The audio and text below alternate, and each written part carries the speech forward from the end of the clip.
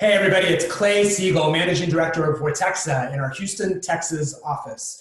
Today we wanted to examine this surge of Saudi crude oil that's headed here to the US Gulf Coast and to discuss the implications for supply, demand, and prices.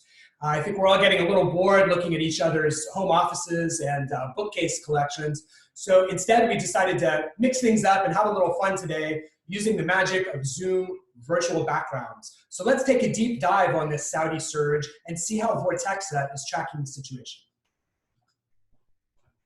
Right now we're tracking 18 super tankers or VLCCs that are on their way to PADD 3. That's about 35 million barrels of crude oil that loaded in Saudi Arabia in late March, early April, and are going to be arriving steadily throughout the month of May. Now, why are we calling this a surge?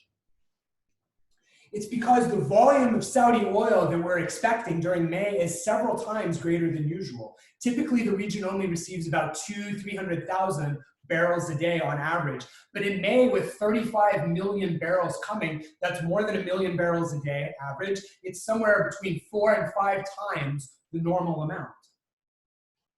Now, this translates to a May calendar that's going to be very busy with these Saudi tanker arrivals. You can see our colors. We've got blue coming to the Texas coast and green to Louisiana.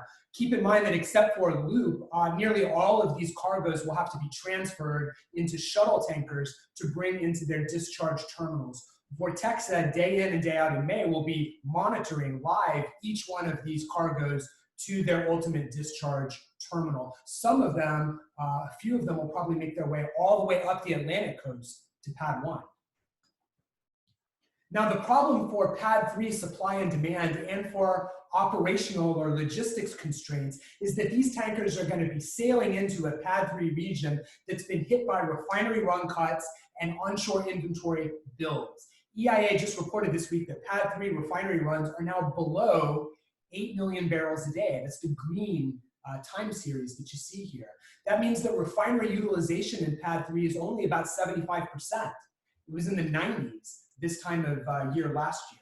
So the big question is, will these gradual reopenings of business help demand rebound from what I have termed this great suppression of oil demand that's been caused by the mitigation steps to slow the spread of the COVID-19 coronavirus? Now, where does that leave inventories in PADD 3? We're looking at 280 million barrels, which are pretty much poised to surge right through the 5-year average range for this time of year. Now, that's 280 million barrels is supposedly only 58% of working capacity in the Gulf Coast region. That's certainly less than we see in other places. It's about 66% in PADD 5. In a place like Cushing, 76% of operable capacity. But there's two caveats to keep in mind for this analysis. The first one is that the EIA doesn't count volumes that are pipe fill or in transit by water and rail. And some of those barrels should probably already be seen as destined for storage. Another thing to keep in mind is that there's physical capacity to store more barrels in the system. And then there's also contractual availability, the availability for individual companies with cargoes to secure leases to store that oil. Maybe that's happening a little bit through the Strategic Petroleum Reserve right now. There should be about 23 million barrels made available starting to 9 companies in the United States. That's not yet showing up in the data. And by the way, 23 million barrels, that's probably less than 1 day of the global supply-demand imbalance. Now, at Vortexa, we're forward-looking. When these tankers from Saudi Arabia arrive in the Gulf of Mexico, along with lots of other cargoes from Mexico, Latin America, and other sources, the onshore tanks are filling up, and the barrels are getting parked within these systems assets. How might that overhang look? Well, we might be getting a preview of that right now in PADD 5. Take a look at this major accumulation of laden oil tankers that's parked off the coast of Los Angeles. Our model estimates 25 million barrels of oil are stored aboard a couple dozen tankers in this makeshift offshore parking lot. And to give you a sense of how unusual it is to have 25 million barrels floating offshore here, the next highest level that our system saw here within the past 4 years was no more than 6 million barrels. So today, we have more than 4 times the previous record. And for PADD 5, there's more on the way.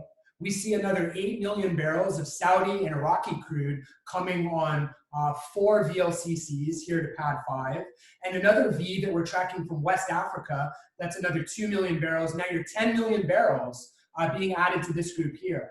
And remember, PADD 5 doesn't have a VLCC berth, so all cargoes must be lightered off into shuttle tankers. In this environment, that means get in line.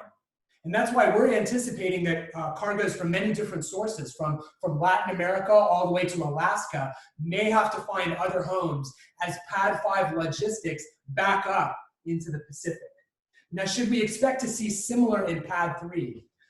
True, the Gulf Coast refinery systems may have ordered this extra Saudi crude oil when it was on sale from Aramco, but the combination of refinery run cuts, rising onshore oil inventories, and the dependence on lightering cargoes also in the Gulf Coast region adds up to the distinct possibility that material floating storage could develop in the Gulf of Mexico during the month of May. And if this happens, look for cash crude differentials to widen, not just for the waterborne grades, but for mid-continent grades as well, unless and until we get a market rebalancing from reduced onshore production and at least partial restoration of healthy oil demand. If you have questions about oil market intelligence or you'd like to discuss trading dynamics, please give us a shout. We'd love to hear from you. From the Vortexa office in Houston, Texas, energy capital of the world, I'm Clay Siegel.